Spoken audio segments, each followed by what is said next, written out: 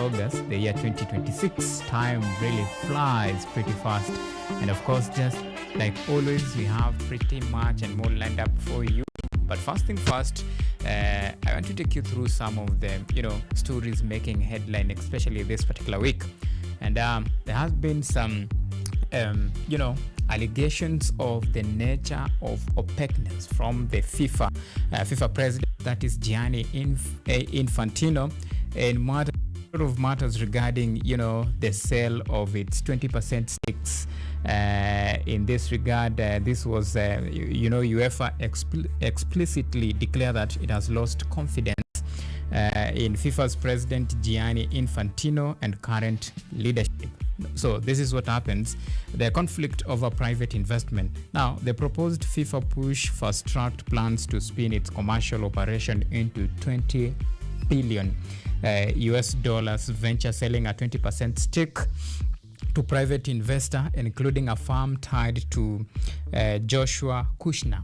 Now, that decision by FIFA to sell its 20% stake to a private firm have really, evoke a lot of reaction. And, UEFA has threatened to boycott FIFA's further engagements if they proceed with the planned sale. And there has been a lot of, controversy surrounding the whole nature of the relationship between FIFA and its affiliate association. I'm talking about UEFA and different spinning globally. And it has really, exposes some, we'll call internal wrangle between the football governing body and other affiliate, associations in regard to this. Now, the U-turn faces intense backlash from government, condemnation, and of course, crumbling inner circle that include the resignation of senior advisor, that is Carlos Caidero. Then Infantino scrapped the investment scheme. Then this has been, fast-tracked, or rather been fueled by a fallout and leadership trust. Now, the broken promises, according to UEFA states that Infantino failed to honor fundamental promises made when he was first elected in the year 2016. Now, the broader discontent include other continental confederations like the AFC and the CONCACAF, and also criticize FIFA's OPEC decision. Those are some of the federation and, of course, affiliate bodies that have come out to criticize FIFA in what they term as its opaque manner in which they handle the governance structures and affairs of football. Now, the next step, of course, for UEFA announced plans to conduct a fundamental review alongside other global stakeholders to ensure private entities can never target football's core tournament again. Now, that is the ultimate decision that, of course, UEFA is trying now to come up with in a try and force the hand of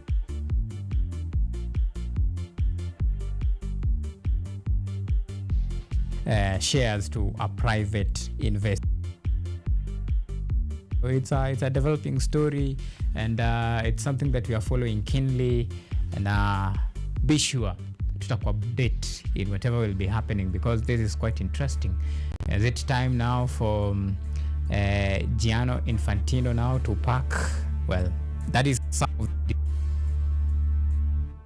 on the table, because when someone votes against you, and now the motion is vote of no confidence against your leadership, then that means they have lost trust. So then why should you be their leader? Well, I'm just thinking out loud in regard to that, and it's something to try to follow up, because mambo inachemka in the entire football fraternity. Ilianza na you remember the famous Infantino and Donald Trump, and then there was the red card was ruled out, and there is a player who was allowed now to play the next game, and people were like, okay, so we can actually sell football to the highest bidder, so allegedly to the highest bidder. But nonetheless, sisi hatujui what transpired behind the closed doors or behind the curtain, but one thing is for sure, the house is in shambles and it needs some sort of cleaning. So that cleaning, does it mean that maybe it's about time to think twice, because the entire FIFA leadership structure is under question? Well, tutafuatilia hiyo kwa kina, and of course we'll bring you up to speed with what to expect. Haya, wacha tukuje closer to home now. We have the ongoing WAFCON. Well, it's a heartbreak for Harambee Starlets. Yet again, so far, 2 matches played. They haven't scored, and of course, no win for our national women's football team. Their first match against the host Morocco was in a total disappointment, 4-0. Then they played against Senegal, then they suffered a narrow defeat, 1-0. But according to national women football head coach, that is Beldino Demba, for her, the reason to why our national women team in this WAFCON has not posted what we'll call positive results, it's because they lack the killer instinct, especially when it comes now to our attacking front. And of course, in their last match, Harambee Stars registered 22 attempts in that particular game. So it can tell you 22 attempts, 0 goals. So maybe as a backup, her claim that we lack the killer instincts, especially when it comes now to the attacking front that we have. But Harambee Stars' hopes of reaching the knockout stages were dimmed, and as we speak right now, at least I can confirm to you, Kenya is the first team that was bundled out, the first team in this WAFCON qualifiers. Of course, 2 matches with 0 point and 2 defeats. Well, basically, that hands you an automatic ticket to fly back home. However, a moment of redemption still waits our national women's team. They'll be playing against Algeria in their last match of the group stages, that is Group A, and of course they'll take on Algeria. Now this is the moment of redemption for our team, at least for them to register their first win of the tournament since 2016. Remember, the first time they took part in WAFCON, that is the Women Africa Cup of Nations tournament, was the first time was in 2016. 10 years later, 2016, they suffered a very heavy defeat and of course no win. So this, the 2026 edition of it, we were hoping that probably they will break the hoodoo and march all the way to, at least if they can't progress to the next stage, but at least andikisha historia of winning their first match ever. So that chance still is very much alive, but the only the only test that we have is the opponent in the name of Algeria. So will our national women football team gather their momentum and of course shake off the dust from the last 2 defeats and at least make a very strong statement in their last game? Will they wind up their campaign on a strong note? So that is something that you're waiting to see, and of course, as always, we are very much proud of the team achieving such a milestone and a feat. Of course, to carry the Kenyan flag in the continental showpiece is not a mean feat, and for that we congratulate them and of course wish them all the best, and we just wish that in their last match against Algeria, at least they will play for pride and honor, and at least waandikishe that history ya kushinda at least 1 match in that. Alright, so that is matters to do with Harambee Starlets, and of course still bado tuko na the Kagame Sekafa Cup that is still ongoing in Kigali, Rwanda. Tusker FC were bundled out, of course, after losing their second match. Yet again, they still also, just like Harambee Starlets, they have a moment of redemption when they'll be playing against Zanzibar's side in their last match, and of course that match will be played today. And this is a moment for them. It's a do or die affairs. But one thing for sure, they'll not be proceeding to the next round. But we know they need this win. This one, it matters a lot for them. They are the 5 times champions, the regional tournament champions, and of course they return to action. But this time around, things were a little bit not on their side. But if they can exit the stage with a banger, then of course at least when the history will be written, they'll be remembered for that.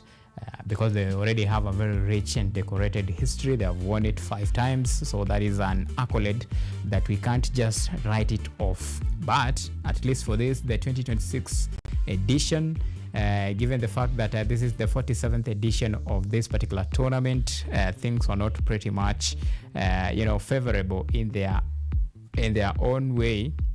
However, a finish with a strong statement will go a long way in decorating their CV, even as they look forward to packing their belongings and of course coming back home to prepare for the 2026-2027 Football Kenya Federation season in that. But of course we still have Gor Mahia, who have already booked their spot in the next round of this Sekafa, the 2026 Kagame Cup. This is the Sekafa Kagame Cup, and of course we do hope that they will now progress and of course go march all the way and win, or rather lift this particular title. So mambo bado ni mangumu for either team. At least moja inatoka, but we still have hopes in one that is remaining, that is Kogalo, a team that in the recent days wamefanya a lot of signing. Probably this is an indication that they mean business this time round. So wacha tusubiri tuone venye mambo itakuwa. Their first match ilikuwa very strong statement, wakatandika mtu mabao bengi sana, 5 mtungi, na unajua walikuwa wanapiga the host mwenyeji akapigwa sana. Wanasema mwenyeji mgeni njoo mwenyeji apone. Sasa mwenyeji hakupona, hapo naye aliuliwa, mwenyeji aliona shida.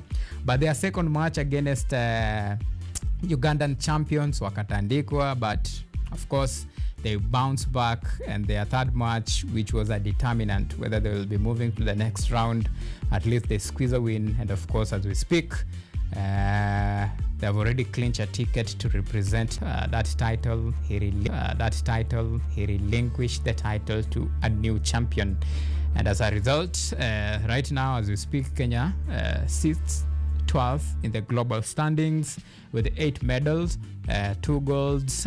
The gold are by the courtesy of Edmond Serem in the 3,000 meters steeplechase, then Faith Cherotich in the 3,000 meters steeplechase. So far hizo ndo medali za dhahabu ambao Kenya tunajivunia. We have 4 silvers. The one Lilian Odera won Kenya her latest silver in the 800 meters, that is women category. Then Diana Wanza in the 10,000 meters race, she won silver. Then we have Simon Kiprop in the 3,000 meter steeplechase. Remember, in the 3,000 steeplechase, it was a clean sweep for Kenya.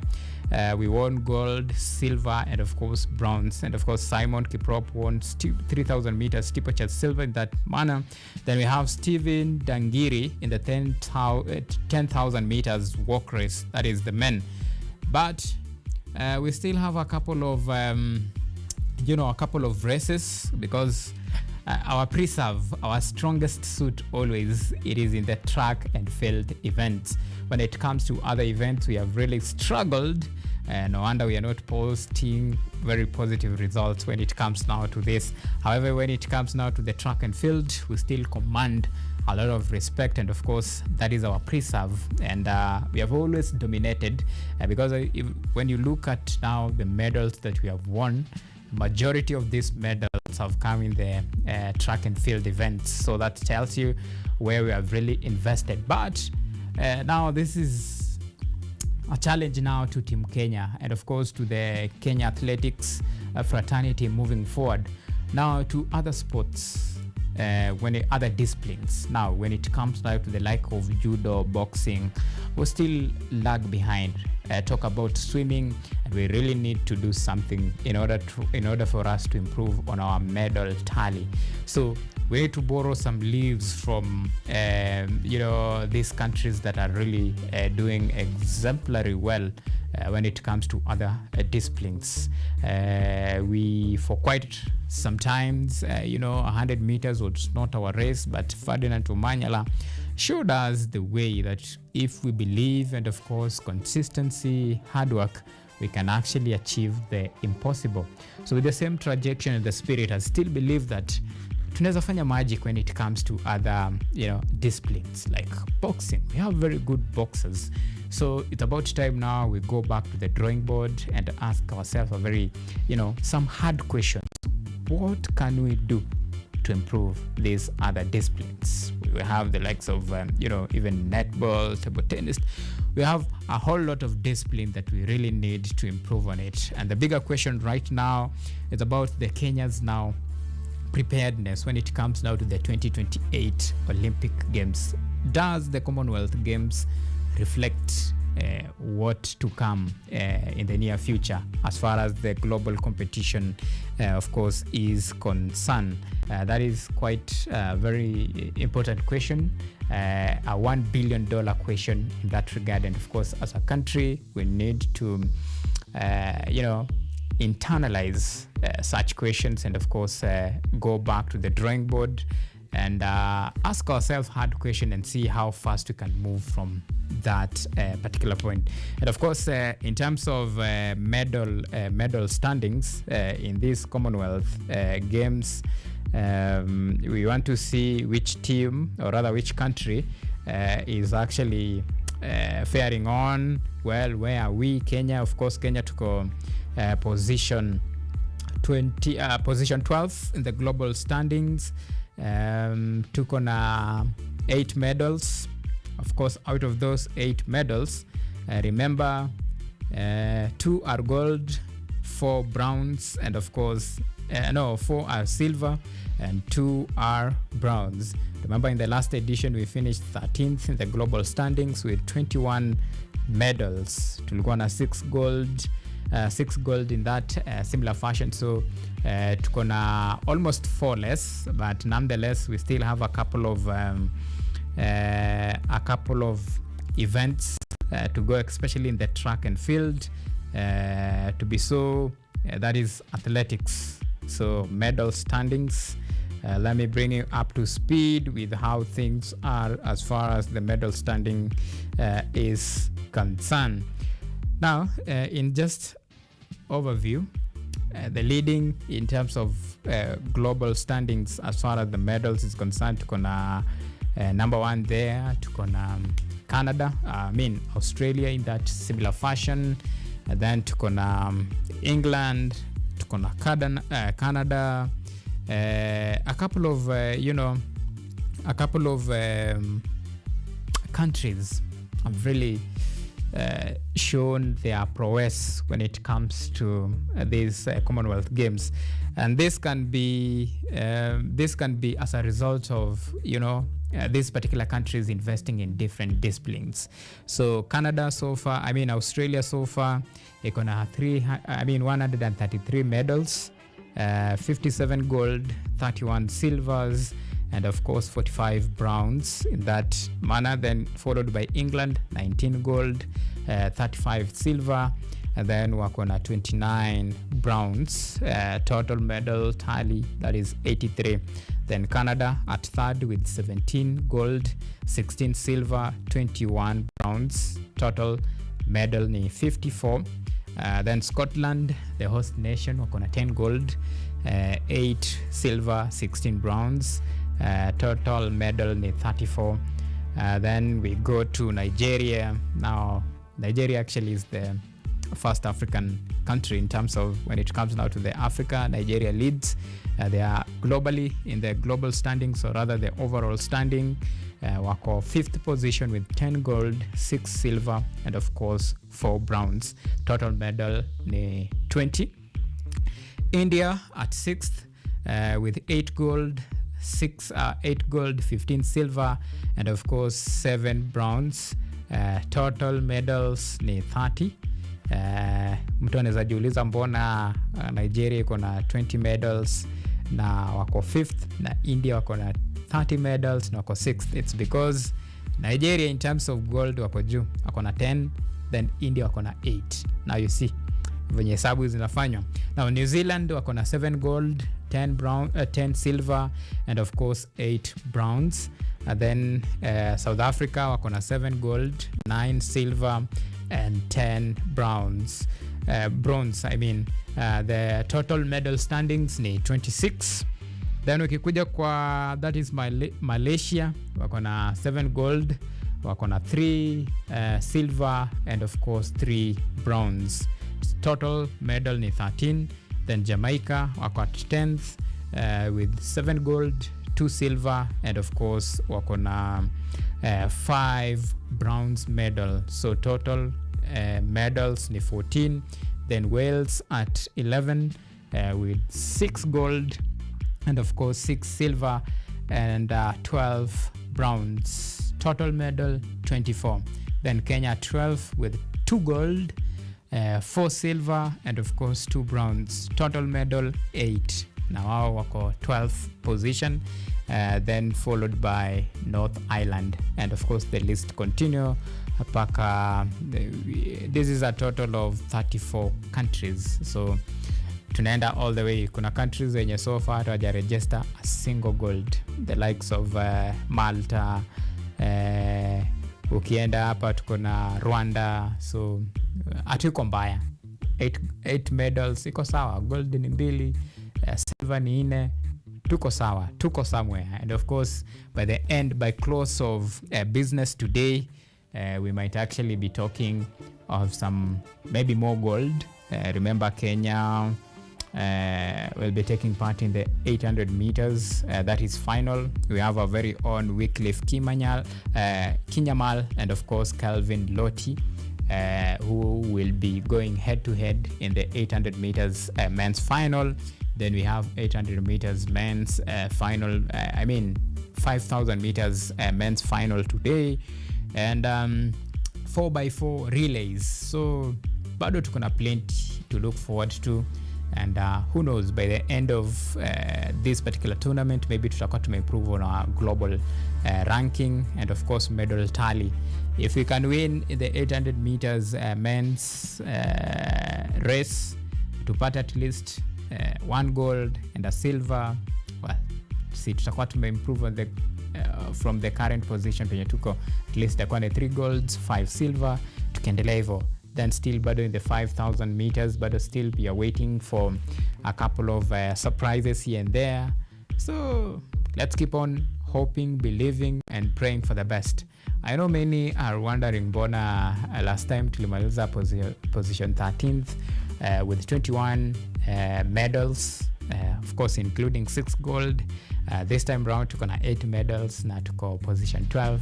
So what is happening? Well, the reason to that, or rather the answer to that, it's because in this edition the competitions, like in different sports discipline, actually the organizing committee reduced the number of disciplines. So as a result tutapata like kuna fewer entry this time round. So that's the reason why unaweza ona a country like Kenya maybe with 8 gold, with 8 medals, bado tuko not so bad off from where we were, but we are close to somewhere from where we are in the previous edition.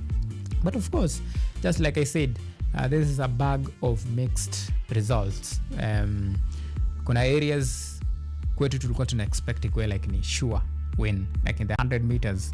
So tulipoteza no gold, no silver, no bronze. So that is a medal that this time round hiyo imetuacha, because our defending champion kidogo weather haikuwa mzuri kwake, and as a result, well, we live to fight another day. Mambo ni namna hiyo. And of course just a quick one, tukikuja kwa transfer windows, well, teams zinajitahidi sana. Chelsea already wamesha bag another signing, that is Maxon Lukua from Crystal Palace. That is center back, asha join Chelsea. This is in addition to Morgan Rogers from Crystal Palace with a record fee of £117 million. But on a sad note, however, Chelsea wamepigwa transfer ban. Another one for at least 2 transfer window. Well, the story of Chelsea. But we shall survive. I'll see you. Yeah? At least with these signings, na wherever the graduates wenye tuko na wao, maybe it should be enough to serve us for the probably next transfer window until tumalize hiyo the transfer ban. So mi usema like moment like this, it's good for football teams to at least now give chance to their academy graduates. I remember the last time Chelsea was banned, that is under the tutelage of Frank Lampard. Chelsea performed. Actually, is it that particular season that tulishinda Champions League or the previous season after that?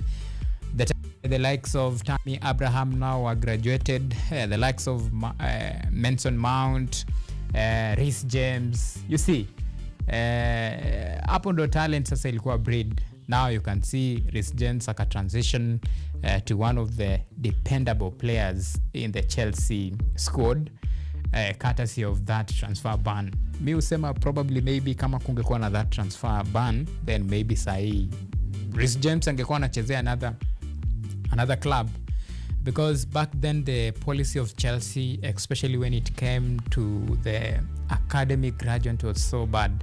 Like, you will nurture and sell, and later on they will come to hunt you. Tuliona hiyo, but at least that was a moment for them to give the youngsters an opportunity to shine on global stage, and of course to showcase what they can do. And some of them made a name for themselves and wako somewhere. So nonetheless, maybe it's another opportunity for the team. Now, Arsenal still bado pia wako very busy in the transfer market, from the chasing of Vinicius Jr. Now wanaendea bado their number one target is Newcastle midfielder, that is Bruno Guimaraes. Wao ndo namcheza sana. As things stands, tunasikia verbal agreement ishakuwa reached. Wanangoja tu now to finalize the deal. But hiyo deal ya Vinicius Jr. sana hiyo ingestua sana, especially kama wangemland. Lakini the money itself ndo, it's another factor that for me I think Arsenal wawezitoa that money. 115 million pound. Arsenal cannot do that. This is hiyo si Arsenal. No, they can't. So for Arsenal to sign Vinicius Jr., mi nadhani tu pengine hiyo labda wamngoje tu on a free transfer, but now to spend cash, to splash that amount of cash for a player like Vinicius Jr., well, according to policy of Arsenal, maybe wanaweza ni prove wrong, but time and again, the highest washaifanya ni kuspend 100 on Declan Rice. The highest. Masikia? The highest. So na before hata waland Declan Rice, kwanza walienda wakanego. Now walikuwa wanataka pia Morgan Rogers. Wanaenda na 85. Wanaambiwa bro, match the price. No, so sijui champions nini, player atakuwa interested, we are playing champions, wakaonyeshwa. Sometimes money talks. You get. So sometimes hizi vitu zingine itakangi kungoja sana. Ni wewe tumia pesa kutafuta pesa, because the more una assign quality players, they attract investment. You understand? Then if you perform, then pia the sales of the club here increase. So for a thinking club, like let's say the likes of Chelsea, when you are delay to spend money, they know like if you want to invest, because after all football is investment and it's business, kuna lot to consider. Kuna pia the sales of, t-shirts, merchandise there and there. A player akikuja, ukinunua like let's say for example a player like Vinicius Jr. akikuja like kwanza, the sales ita rise, ticket fee itapanda, and as a result mna make profit. So mnaweza kuwa mmenunua na pesa mingi, but the returns yenye analeta to the club is more than what you have spent to buy the player. Simple mathematics. You see guys. So anyway, sisi wacha tuendelee na hiyo maneno. Haya, Manchester United. Manchester United pia is another club very busy in the transfer market. Wana target, they want to raid Newcastle United, Lewis Hall. Then naona pia wanajikaza, but I don't know why Manchester United this time round wataki ku splash the cash. The transfer market, it's like their transfer policy sahi kidogo ina change. They spend less on, let me call them average players. So this time round they don't focus on star names.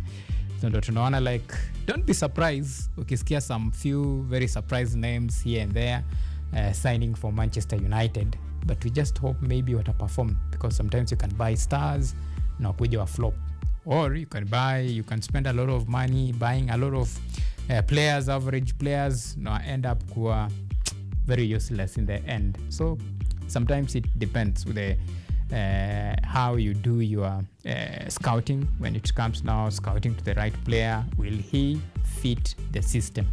That is the first question, because first of all, as a coach, kila coach akona system yake. So the big question ni, huyu player akinunuliwa, je, ata fit the system? Kama wezi, then hakuna haja ya kuspend all that money. Then Liverpool is targeting Bradley Barcola from PSG. Reports indicate that Barcola has refused to sign, or rather to extend his PSG contract, and as a result, teams like teams like Liverpool, which are the serious contenders to land the signature of PSG star, wako very serious in the market. Of course, they want to revamp their squad. Remember, with the likes of Mohamed Salah now bidding farewell to the Anfield, now it's only normal and obvious for them to find a replacement, and a suitable replacement for that matter, because next season inakaa itakuwa very much competitive for that. Well, we still have match and ball lined up for you, and don't forget we really have a very amazing conversation that we have lined up for you. Today we are talking about the development of football. Tunaongelea soka mashinani. So I have a very amazing guest. He's the founder and of course coach, a man responsible for nurturing young talent and identify the talents and our nurture, with the aim of kuwasaidia now to at least develop their football career in terms of, because unajua sometimes with lack of proper guiding, then hata ukiwa na talent, sometimes you need someone to show you the way. Without someone to hold your hand na kudirect to the right path, then you can just end up, your talent inaweza end up kwa to waste. But the contribution of especially grassroots coaches in nurturing this young talent is something that we need to applaud in the highest manner possible, because they are doing a very important and amazing job. The success for me, nasema, like, if you can recall a team that has really, shown us with time that if you really invest in nurturing young talents and of course focusing on the grassroots football, they can actually go far, is the national under-17 women football team, the Junior Starlets. This is a team that already they have qualified to represent the country in the under-17 women FIFA World Cup. This is the second time they are doing that in a span of 2 years. The first time they did that was in the year 2020. It was in the year 2024. To kind of like what they did, then they came back, of course, this time round. And the most interesting thing, this a crop of another new players. So kumaanisha the coach had to go back to the basics. And one of the criteria that Mildred Church has been using ni going to the high school, watching their games, and of course identifying talent from there. Now you see like it tells you the important role what this young club, of course the football coaches and of course the academies inafanya make sure like they guide the players in the right direction.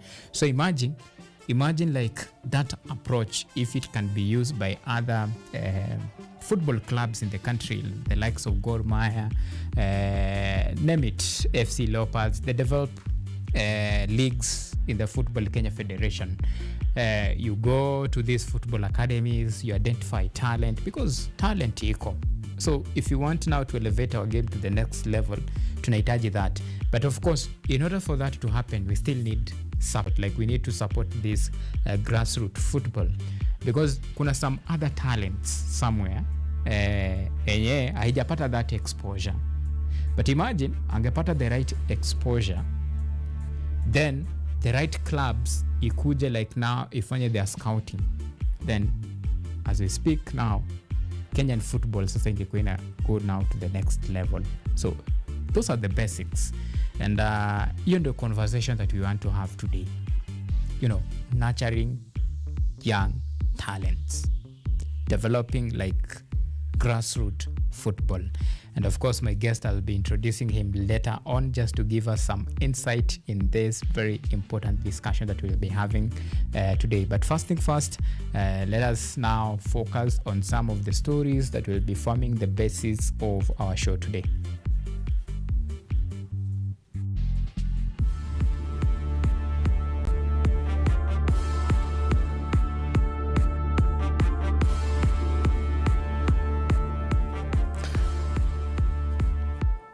All right, and now we begin straight in Scotland, that is in Glasgow.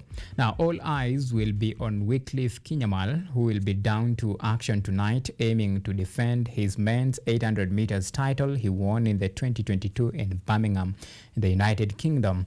Kinyamal, who is eyeing his third straight Commonwealth Games 800 meters title, will face off steep competition from the likes of debutant Calvin Lottie, who hopes to make his mark in the 2026 Commonwealth Games, among others.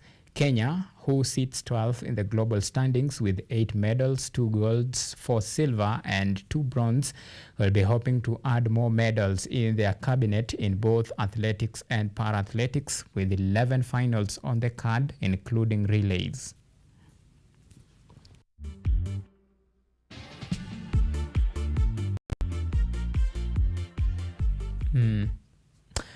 Now wanasema Emmanuel Wanyonyi, no problem. In Kimanyal or Kinyamal, we can trust.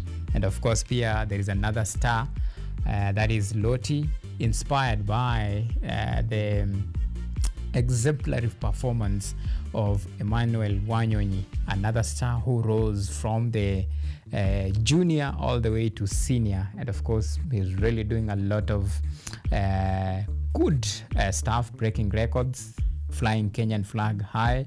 And now Emmanuel Wanyonyi is a household name when it comes now to the athletics, to be precise, 800 meters race. And maybe, who knows, tonight we might see another name hitting global stage and global headline. It's just a matter of time, but all the same, we wish Team Kenya all the best, even as they endeavor to bring glory to Team Kenya. Now, switching gears from matters Commonwealth Games to football.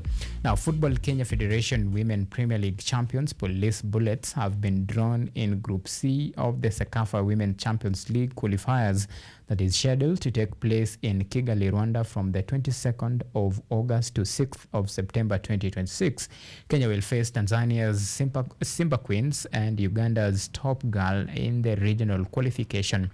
The regional qualifier will bring together 10 champions clubs from across the Sekafa region, with only the tournament winner securing qualification to CAF Women's Champions League final. Now, Kenya Police Bullets will be hoping to clinch the ticket to take part in the next season's CAF Women's Champions League after failing twice in their consecutive attempts.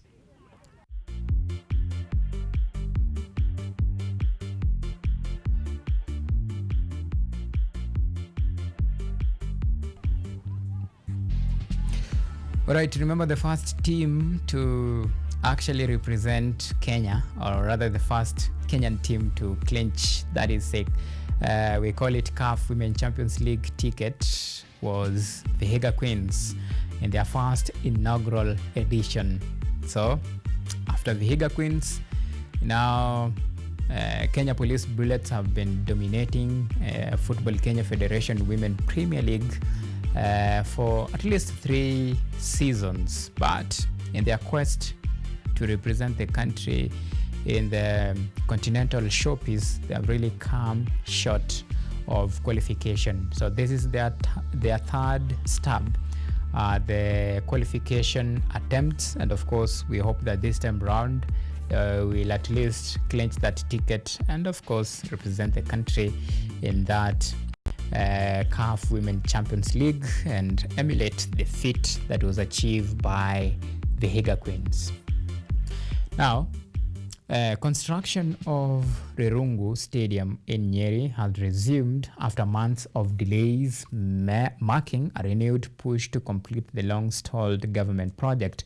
During site inspection, the Nyeri County Implementation Coordination and Management Committee confirmed that work is in progress and under revised design that will increase stadium's capacity to 14,000 seats. The contractor has committed to handing over the facility by November 2027, with officials saying the upgrade is expected to meet modern sports standards and support the growth of sports talent development and regional competitions.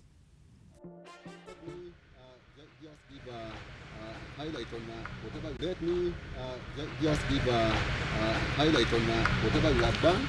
Right behind us, this Western Pavilion, we are done with all structural elements of the building. We are doing the partitioning inside. That one is already complete. We have done the electrical fast fixing, the plumbing fast fixing, and the plaster works are almost complete.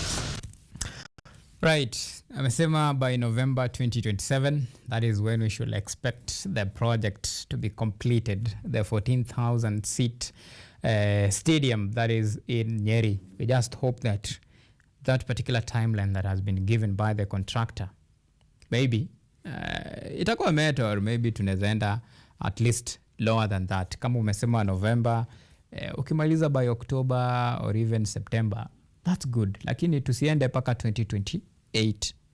It makes sense. In fact, for me, kama there is a stadium that was built in Wajir, ilikimbizwa mbio, and within months hiyo stadium ilikuwa iko ready na ika host some very important national event.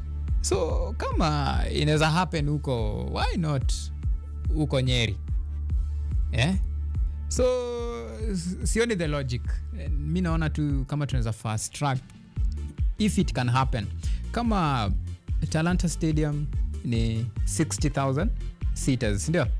So ilianza kujengwa when Kenya ili bid for this, ilipata this bid. I think by the time Talanta Stadium was being built, I think tulikuwa tumepewa promise of this year back then. So it was to take 1 year.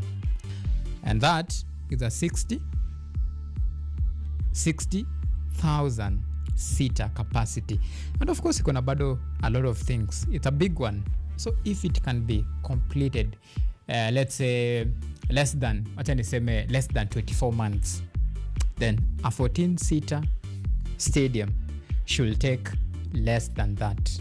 So November next year, that is the only time frame. Sai tuko August, so only 1 year and 2 months. That's a lot, but nonetheless, wacha tuone venye itakuwa. Square ni one of the, and by the way, do you know that same stadium, it was under renovation, or rather under construction, then it stalled. So sai sasa ndo na revive, you understand? So unaona kuna some games hapa kidogo pia, trusting now the contractor that he'll do the work pia kidogo inakuwa a little bit hard, because we have been there before, the script is the same.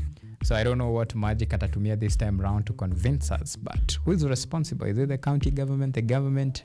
who to oversee the completion and the implementation of that stadium, which will be very instrumental in terms of hosting matches and even giving the young people a chance to nurture their talent. We'll follow on that, and of course history will judge harshly if maybe tutarudia the same games and schemes, very fishy schemes that tumeona when it comes to the construction of various stadiums across the country. This time around we need some level of seriousness, and somebody must actually be accountable for the loss of taxpayers' money, wastage of time, creating a lot of false hopes, especially kwetu. This is a very critical stakeholders when it comes to now that sports, at least for wasting our time and of course making us wait for that long, then taking us on the circle. Somebody must actually be accountable for this. So wacha to hope this is now a clean slate. Tuwapatie the benefit of doubt. November is the date, 2027. We'll judge you on that. We'll hold you accountable on that. Haya, tusonge mbele sasa. Now, 5 times regional champions Tusker FC is hoping to end their Group C match on high note after enduring a frustrating return to the tournament, failing to register a single point in their first 2 opening matches in the ongoing 47th edition of Sekafa Kagame Cup in Kigali, Rwanda. The Brewers faces yet another stunning test as they take on KVZ or SC of Zanzibar at the Kigali Pele Stadium, and anything but a win will salvage some pride for the Julian Mete-led charge. Tusker FC began their campaign with a 2-0 whooping against Sudanese side Al Hilal before failing, or rather falling 1-0 to Rwanda's Rayan Sports, ending their hopes of reaching the knockout stage.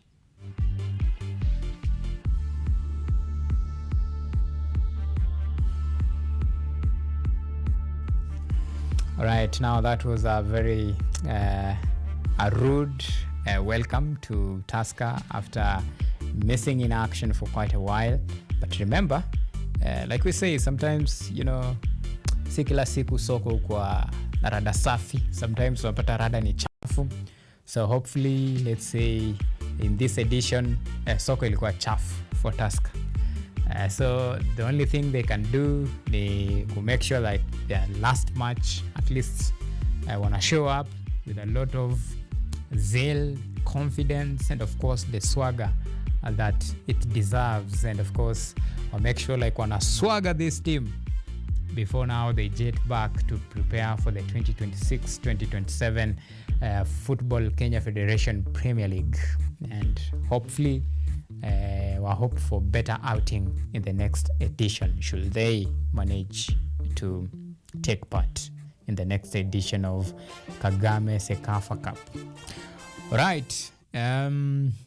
Now, Kenyatta University has pledged to continue investing and improving sports infrastructure at the Kenyatta University Model School. Speaking on behalf of Vice Chancellor Professor John Okumu during the school's annual Sports Day celebrations, Mr. Japheth Mukubwa said the university remains committed to promoting values such as teamwork and community engagement and development of sports to position the school as a model institution. As part of efforts to position Kenyatta University as the country's leading institution in delivering education aligned with the competency-based education (CBE) curriculum, university management, teachers, parents, and learners gathered earlier today at Kenyatta University Model School to celebrate the 3rd annual Sports Day since the school was established in 2024. The management of Kenyatta University Model School reaffirmed its commitment to continue investing in the institution and ensuring it becomes a benchmark in the implementation of the CBE curriculum, which integrates talent development alongside classroom learning. I wish to assure you that Kenyatta University remains fully committed to this partnership.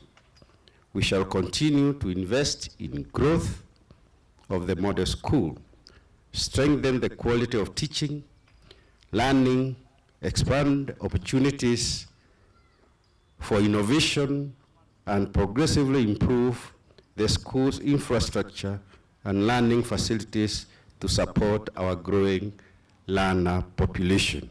Since its establishment, the school has enrolled more than 390 learners. Teachers described this growth as a significant achievement and called on parents and the wider community to choose Kenyatta University Model School as a center of excellence in education. To parents looking for a school to take their children that is offering CBC and offering CBC the way it's supposed to be done, I would advise them to join Kenyatta University Model School, because we not only teach, we not only educate the mind, but we are very keen in educating the holistic child.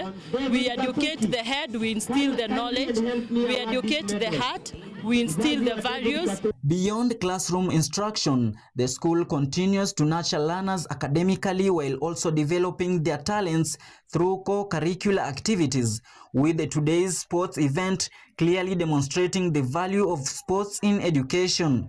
And today this is one of the practical skills. When they are participating in athletics, when they are participating in talent show activities, that one give them a unique advantage over any other school. So with CBE as a model school, we have embraced different clubs that we are running in school. So far we have 6 clubs whereby the learners are trained and coached in different activities. So we have, apart from education, we have clubs, we have projects and many other programs that we are running in the school. The support and partnership provided by Kenyatta University were also highly commended. And we receive a lot of support from them. Every time we have an event, we must have a representative from the management. Every activity that we do, we get 100% support from the university. They give us trainers, they've given us materials, equipments, any kind of manpower, any facility that we need, we get it from Kenyatta University. Parents and learners also expressed their satisfaction with their decision to join the school, saying that a large percentage of their expectations had been met. The third annual Kenyatta University's Model School underscores Kenyatta University's commitment to integrating classroom learning with sports for holistic learner development. Rajab Juma, Kenyatta University Model School, Nairobi. Right, so that is the significant value of paying emphasis on not only classroom when it comes now to the intellectual ability, but also exposing, or rather giving the young learners an opportunity to develop in terms of, sports-wise. For those who are gifted footballers, that is the moment for them to nurture. And of course, with the current setup, schools offer a conducive environment, especially the Kenyatta University Model School offers a conducive environment that not only identifies talents, but gives the learner an ample opportunity and environment to thrive in various sporting disciplines. For those who are talented in rugby, that is their moment to shine. And of course, with the help and guidance of very dedicated teachers and of course coaches, the players are able to maximize on their full potential. Good job from Rahab Juma. From matters sports aside, that is model school aside, now let's focus on really important issue. Now, Safari Rally driver Maxine Wahome has been acquitted of the murder charges of her late boyfriend Asad Khan after the High Court ruled that the prosecution failed to establish a case against her. Justice Lillian Mutende found that the evidence presented by the Office of the Director of Public Prosecutions did not meet the legal threshold required to sustain murder charge. Wahome had consistently denied responsibility for Khan's death, which followed a domestic incident in December 2022. With the acquittal, the High Court has formally brought the high-profile criminal case to a close.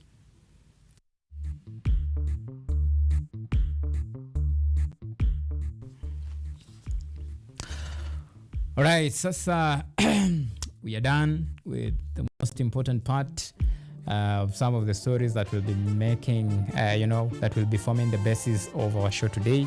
And of course, we still have a couple of, sporting action across the country. And of course, across the world. We are following keenly on the Commonwealth Games. We are still following on the Harambee Starlets performance, especially in the WAFCON. And we still have much and more to talk about. But first thing first, I want us to take a very short break. And of course, when we come back, still that very important discussion that I told you about, grassroots football. Now we want to go back to the basics and see how can we as a nation now come back to our senses and see where we can chip in and how we can develop now the talent of youngsters. And of course, the script is just pretty much the same. Football, athletics, rugby. You must get it right from the basics. And the basics ni hapo mashinani, hapo from the youngsters, because every established player at one point, either player or athlete, let me just be general, ndo nisijipate the temptation of being biased. So every great sportsman alianza somewhere from the basics. So we want to talk about now the basics of that.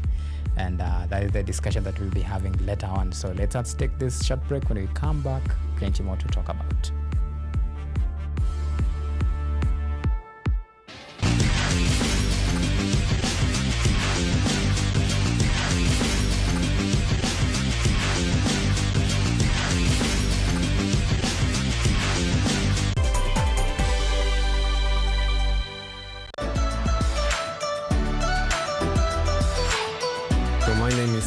I'm Associate Professor in the Institute of Philosophy of Jagiellonian University in Krakow, Poland. And I'm the main coordinator of the Cafe project, which is being here hosted by Kenyatta University. My name is Ewa Hudoba. I am a project manager in this consortium. Keep watching cutting-edge research at Kenyatta University Television.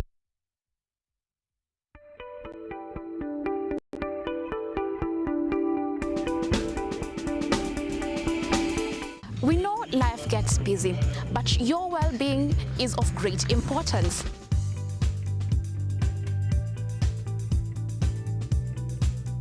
At KUTV's Focus on Health, we cut through the clutter, bringing you expert advice to keep you well informed for your well-being and that of your family.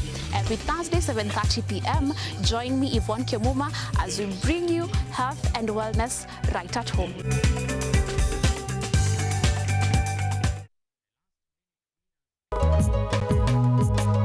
Msana lugha. Lugha ni zaidi ya maneno. Ndio maana sisi Waswahili kila siku tunaitumia kazini, mitaani, kwenye mapenzi na katika jamii. Jiunge nami Padironga kila Jumapili katika Mawimbi ya Lugha, tukichambua Kiswahili kwa undani, maana yake, mabadiliko yake na nafasi yake katika maisha yetu. Kutoka utambulisho, mapenzi hadi mustakabali wa lugha yetu. Mawimbi ya Lugha kila Jumapili, usikose saa 2.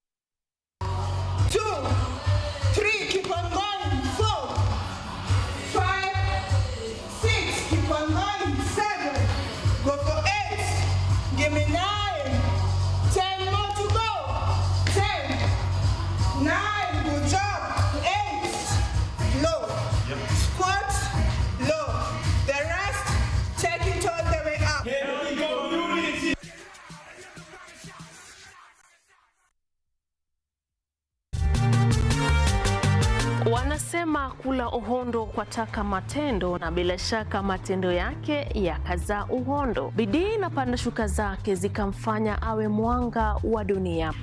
Bi Pauline Care ni mwalimu wa walimu. Nilijua nilikuwa ninataka kufanya kwa kwa mochari. Nilijitolea kimasomaso, nikasema manake nimeenda shule kama wenzangu wa kiume, nitafanya kazi kadri na uwezo wangu. Inafika mahali ile game yenye umesema hiyo ndio naenda ku give up na uachane na boxing, ndio unapata WBC.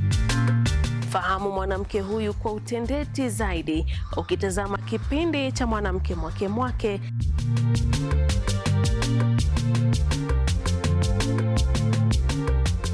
Kila Jumatano saa 2:30 usiku, ukiwa nami Caroline Kimwele.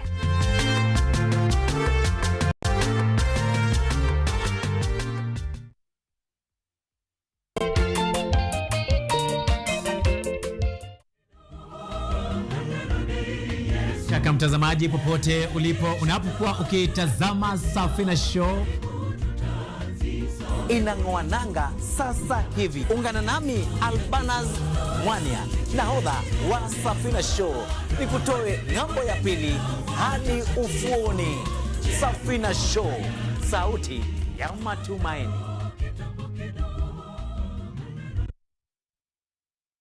Are you an aspiring media practitioner, a graduate, or you just want to advance your skills in television production?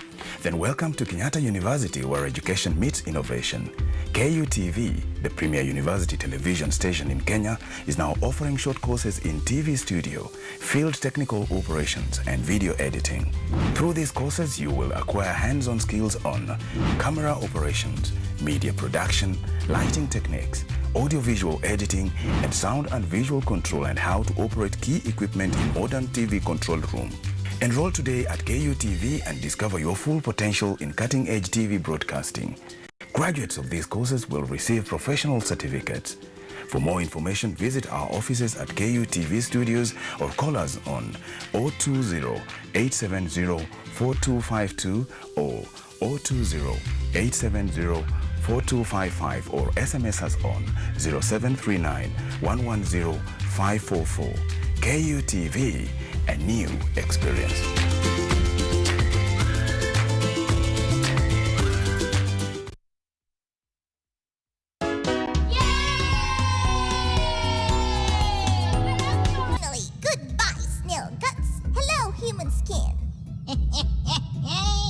I'm going for the tall one. His legs look perfect for a good itch. I don't know. I think I have a fever and I don't have any energy. Yeah, like there's a war going on inside me. It has to be the pond. Ponds, rivers, and we will keep snails inside them to show how people get sick. Yeah, and we'll add pictures of safe water too. Run safe, don't jump inside. Stay safe and let adults guide. Snails bring danger, don't you see? Safe water keeps you healthy. Bilharzia free.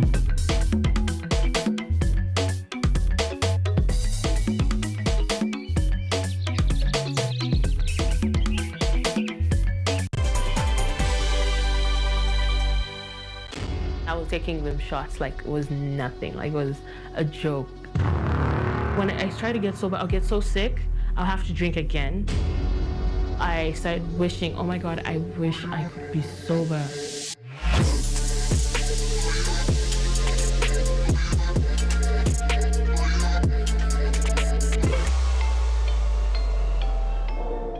Alcohol contains ethanol, a psychoactive and toxic substance with addictive properties.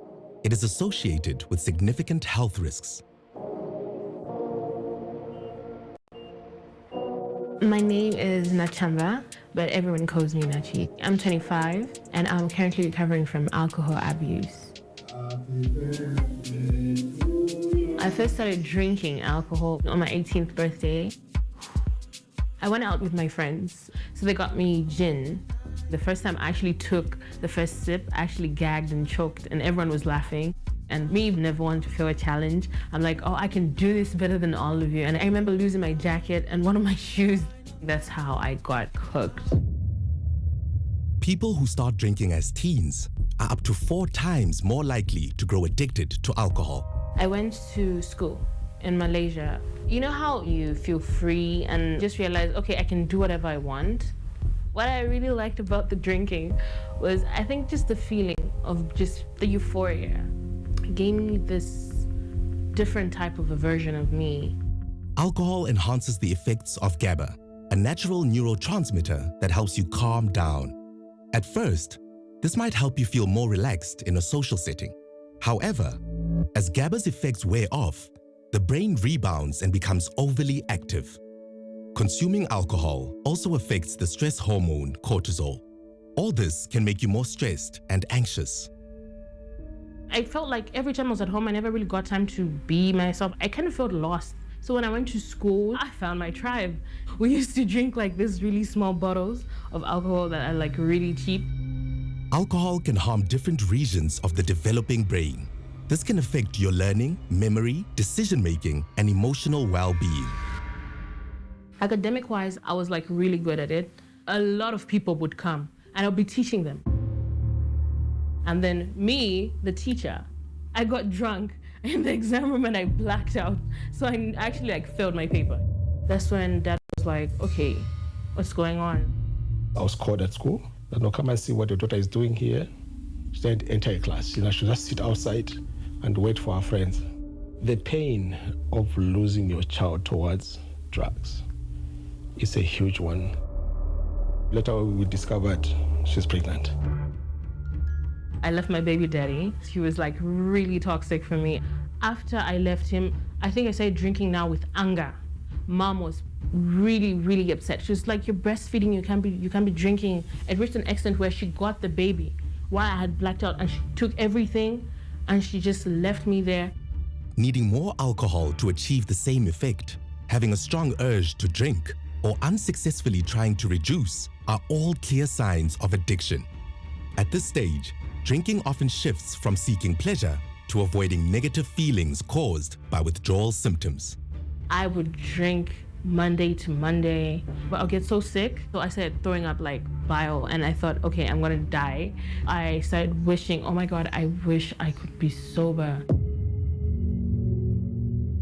I was told, somebody wants to see you. What used to happen a lot was when I drink, my parents would call like a pastor and they just kept praying and praying and praying. So I'm like, here we go again. This one was different. She was telling me how this is a rehab and you won't leave until like 12 months. So I'm like, what? And I started crying. I'm like, you know what? I think it's about time. I want us to know that drinking or addiction is an illness, right? Most of the times when you're going through whatever, they'll be like, oh, you deserve it, or you probably did this to yourself. But it was never like that. I like how they say you're just sick. We just need to understand why and let's fix it. How long does it take for someone to come out of addiction? You have to start doing things bit by bit. Part of the definition is that it's relapsing in nature. So you have to be willing to go through a process like Nachi did. 2 out of 3 people with alcohol use disorder will relapse at some point. We would have classes for character development. We would have general health, counseling sessions. To them, it's like, you're a human being, you have potential, you have the life, let's do this. Let's put you back on track. I do makeup. I'm actually even studying right now. There are a lot of people who are out there who are broken, lost. It's not supposed to be like that. So I'm just trying to change and break this cycle.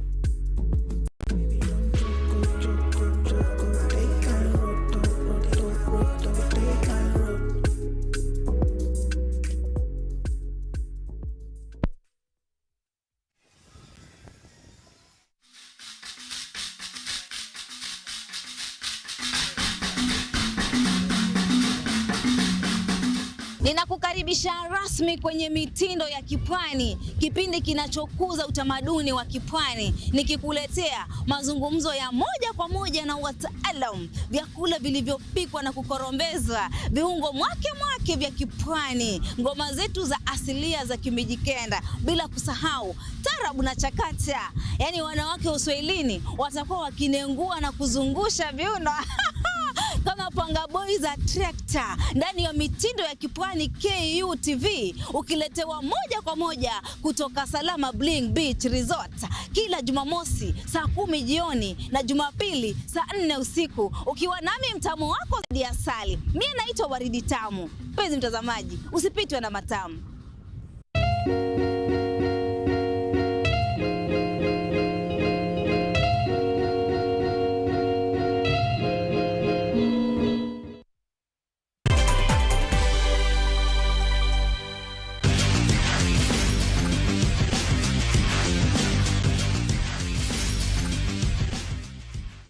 Welcome back to the second segment of On the Sports Show, and this is where we take you through some of the stories that are making headline and a reflection on sports in various disciplines. And of course, just without wasting much time, today I want us to talk about now matters grassroots football.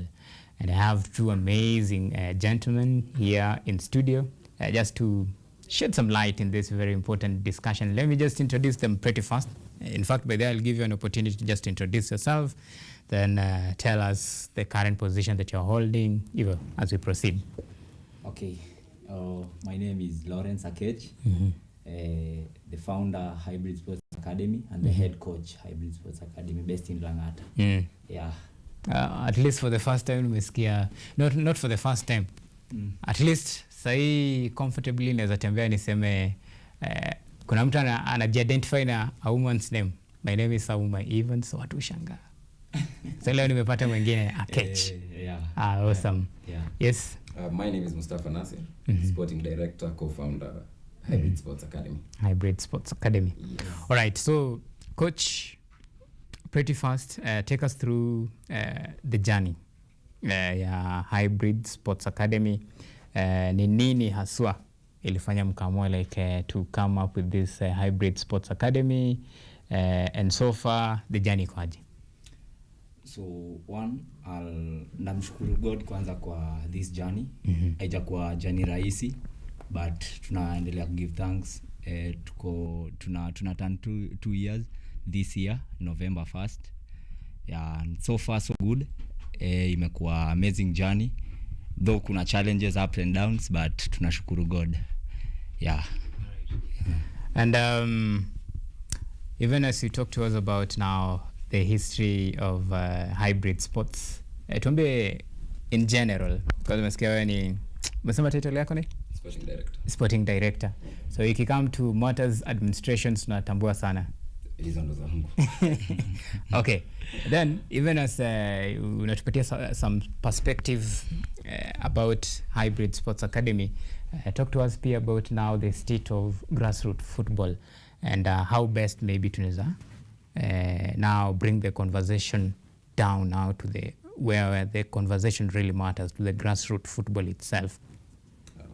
Okay, so first, thank you so much for this opportunity.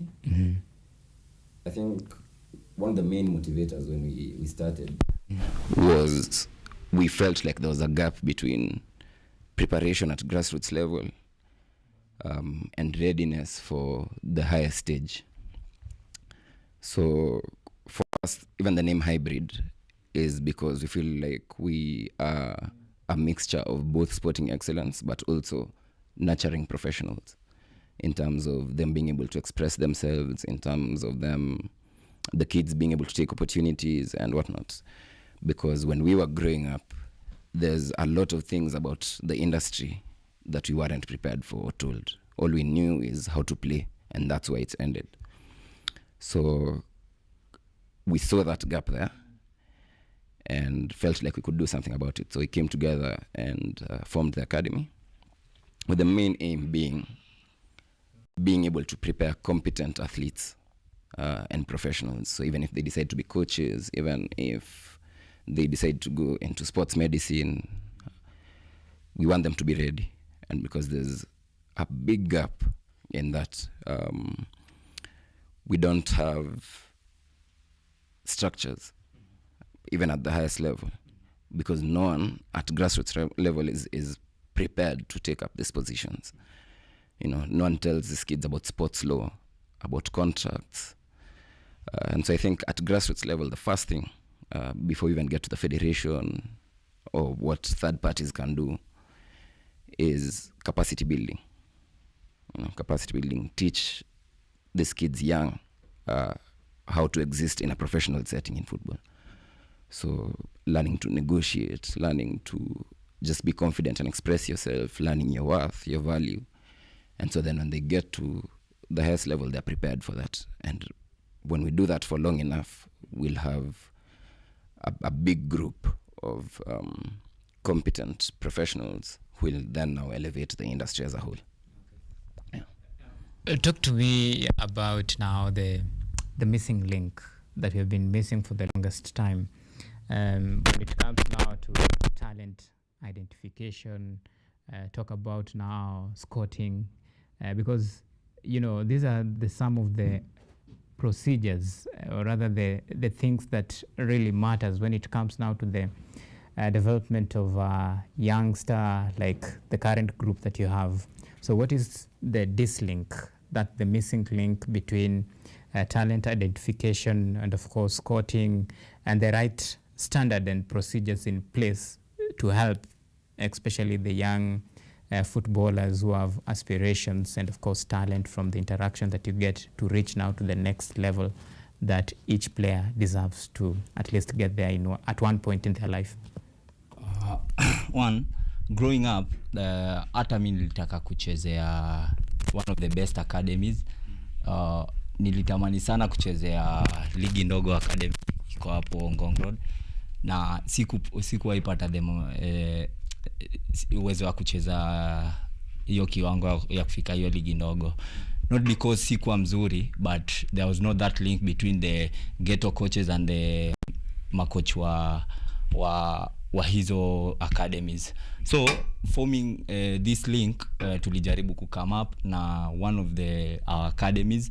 That's one philosophy na tuko nayo, na tukasema at least pia sisi tutaenda kwa ghettos mtaani penye si tumegrow, at least we give back to the communities, and this is just one way of giving back to the community. Tuko na wachezaji wa mtaani sisi wenyewe tume come up now, tumewaleta kwa timu yetu, at least tuko hiyo link, we are the link ya kuwafikisha hiyo level yenye sisi hatukuwa manage kufika, and we are just hoping for the best, and ikwetu jani poa kwao tu, ikwetu kufungua mwanzo tu wa kufungua jani yao ya kufika level wanataka ku achieve dreams zao. Yeah. And now talking about now the missing link, when you look at the exposure, the kind of exposure, like mostly one might argue that when you look at the football academies, especially in the urban cities, the current setup that we are in, and you go to a place like, let's say, in the rural areas, because the same crop of players want to exist there. Mm-hmm. But that exposure and the opportunity, like, let's say, maybe the privilege you to have like this one, so as I have, so that someone can mentor them, can guide them, and in the process, pia, one is a part opportunity through maybe scouting. But what should we do, or what should be done to make sure that whatever it's happening in the cities, probably in the sub-cities, and extend even to the rural areas, because we're now talking about soccer mashinani. And that is something that has been missing for quite a while. So what should we do to make sure that we bring everybody on board, and to make sure that every talent gets an opportunity? That's a really good question. I think, in my opinion, there's a few things there. One, again, I'll go back to capacity building. For us to be able to reach every corner of this country, we need to have enough coaches, enough scouts, enough people with an eye for talent and identifying talent, and the know-how and skill. So that's the first thing. But two, there's an element also of investment from both the government, the federation, because football is an expensive venture to be in. If you're going to go scouting players, that's logistics, that's a lot of movement, that's you're spending time and resources, and you have to want to do it. and no one is going to be doing work for free. You know what I'm saying?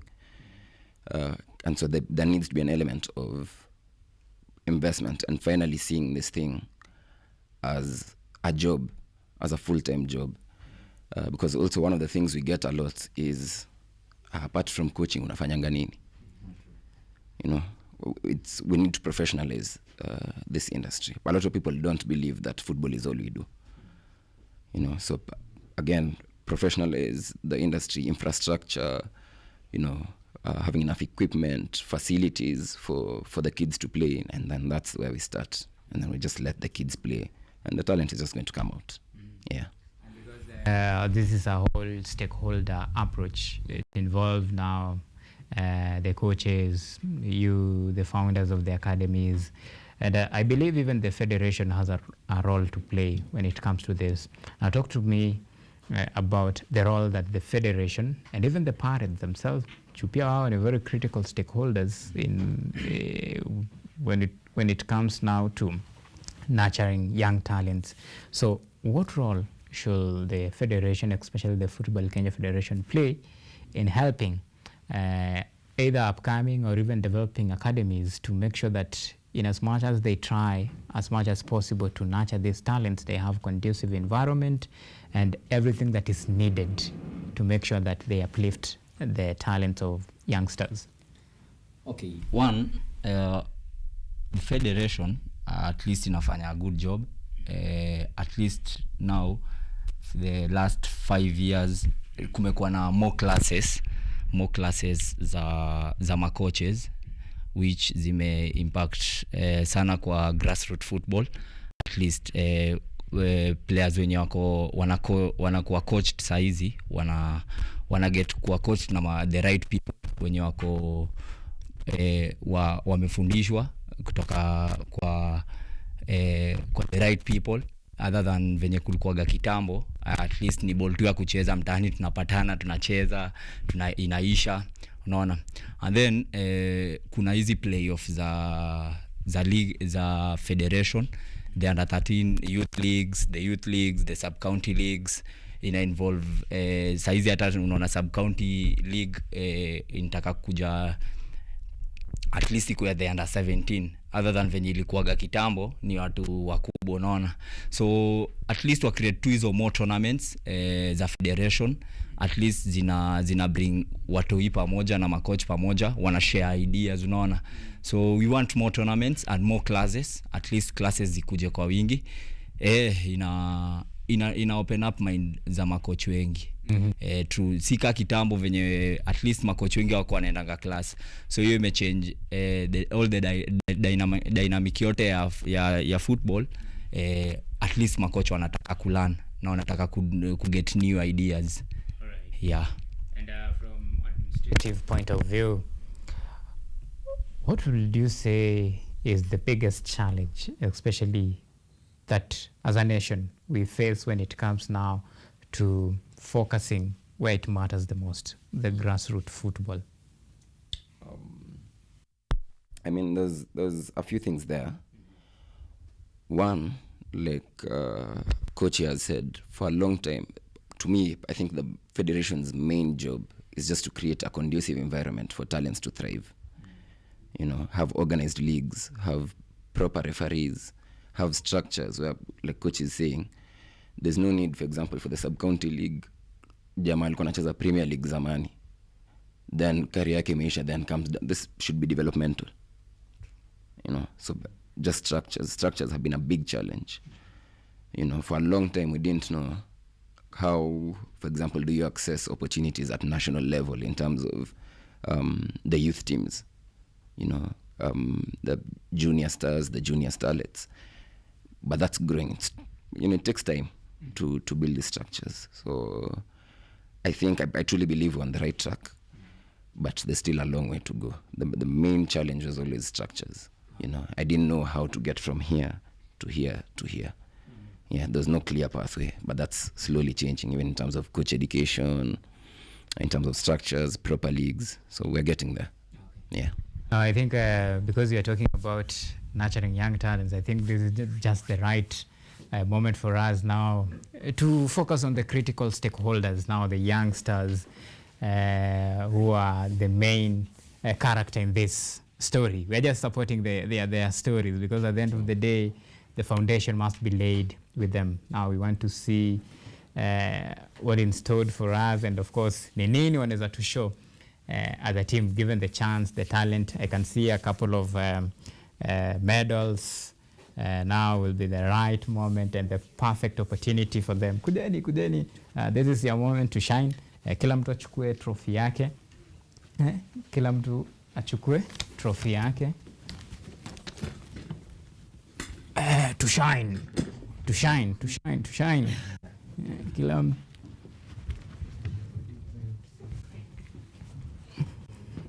Aya, tuendelee. The moment sasa ni here.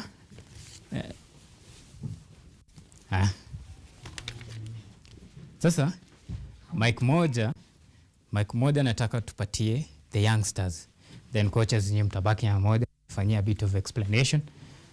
So zena tutaanza na huyo hapa. Acha mimi ndo nikuwe katikati. Good.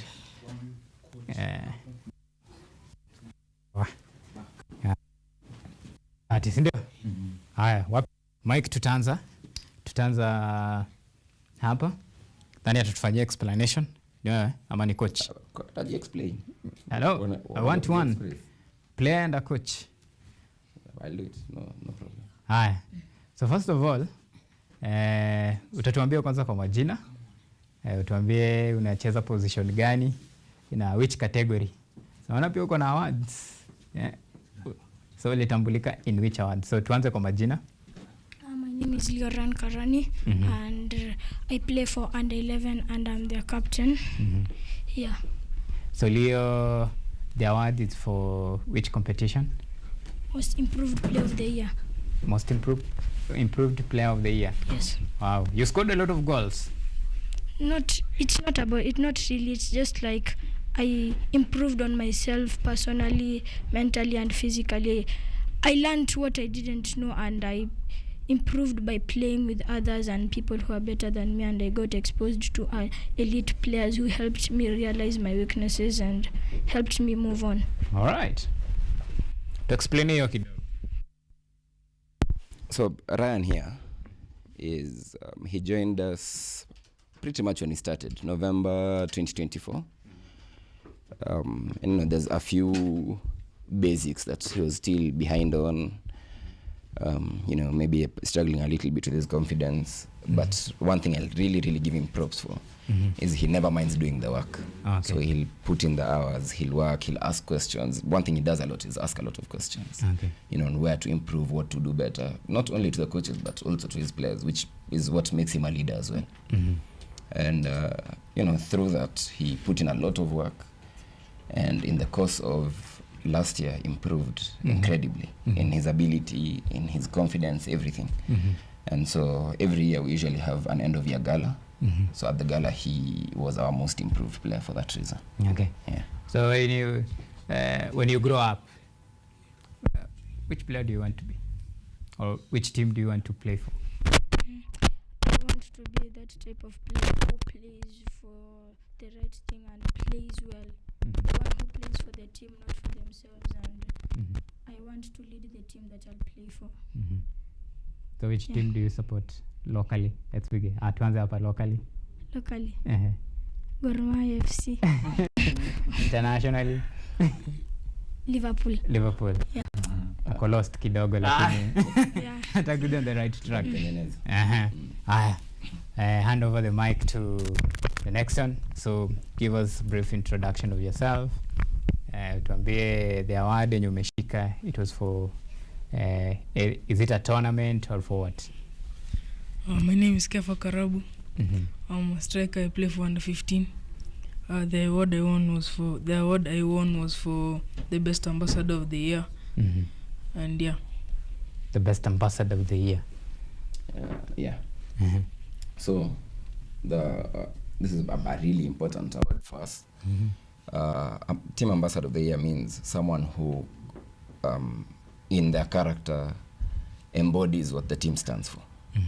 You know, someone who, when you want an example of what Hybrid Sports Academy is about, this is the person to look at in terms of his discipline, in terms of looking after his teammates, in terms of just putting in the work, in terms of, you know, even nurturing the younger players, because he plays for under 15.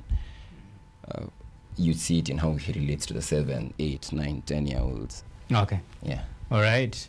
So which team are you supporting in the Kenya Premier League? Gor Mahia FC. Gor Mahia, the second one for Gor. In the English Premier League or internationally? Manchester City. Manchester City. My goodness. The current generation. How do you Tamu? Next. My names are Levron Ratego Oduor, and I currently play for Hybrid Sports Academy, and I won the MVP, as you're seeing here. MVP. Hiyo ni most valuable player for Hybrid.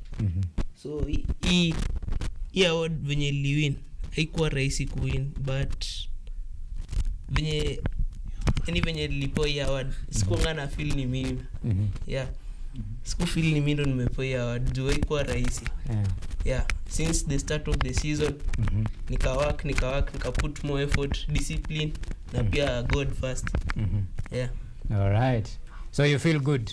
Yes. Team, na support team gani wewe? Na support locally, na support Kenya Police. Alafu na international na support Chelsea. Kula hii. Next up apewe. My name is Joshua Njuguna Gitonga. I'm a number 10. I play for Hybrid Sports Academy under 15, and I won most versatile player.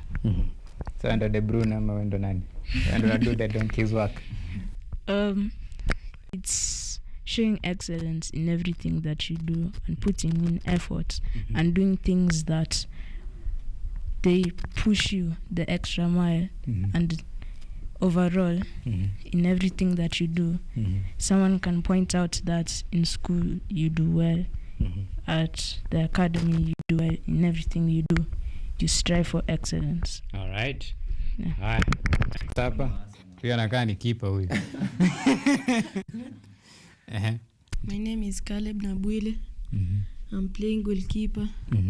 Angalia ile. Tukuone vizuri Caleb. Hii hapo hivyo. Naitwa Caleb Nabwile. Nacheza goalkeeper na niliwin best goalkeeper, lakini sijakuja nayo. Na haikuwa rahisi. Sasa. So Caleb una support team gani? Manchester United. Ama City? United. Kipa mgani mkali? Natambua nani? Raya. Misplaced priorities. Aya. So coach, wewe shika hiyo. Tukienda kumalizia, nimesikia watu wako na talent sana. Nani mkali? Pepeta hii kitu. Tukimalizia. Tuwe.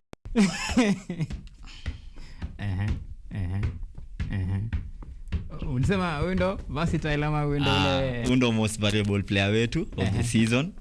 At least tunaona ako grade 9 na ana seek kwenda high school next year, so any school yenye inataka fullback, center back, ndo huyo hapa, the right person ndo huyo hapa. Tuna wish tu well-wishers wakuje wakamin at least apate shule poa.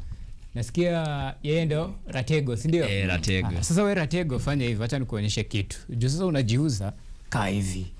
Wasome lebo. Wewe ni nani? Ratego. Good. Bas. I think it's a fair note to end it at this particular point. Let me thank you all. First of all, nishukuru sana hii team who share your amazing stories. Tunawatakia all the best. Especially for those in your young talent.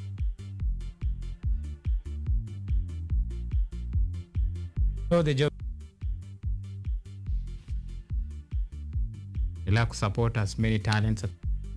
For the youngsters, we must get very beautiful and amazing stories from wale wenye aspire to be continue wale sana. Huyo sasa huyo tenda mbali. Anyway. Which camera do I look? Look at this. I have one very important thing, just quickly to say to all coaches and parents at grassroots level. Please let us not project our dreams on the kids. Let the kids live their own lives. This particularly goes out to coaches who coach children and the parents nurturing these young players. To score so focused on, we want them to win, trophies and all the games, and let them enjoy the game. The trophies will come, the wins will come. No one knows what Yamal won at 10 years, but we all know his name now. So let them live their journey. Let them go through their process and support them in every way you can. All right. Haya, Gure, tumemaliza ama umetupatia time nyingine? Asanteni sana for making time for the last 2 hours or so. My good name is Auma.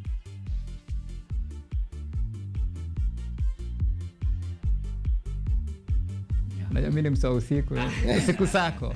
Sasa ndo niitoe. It take time. Anyway, do have a lovely weekend, and as always, let's do this next time, same place, same time, by the grace of God. Until then, it's a bye-bye for now.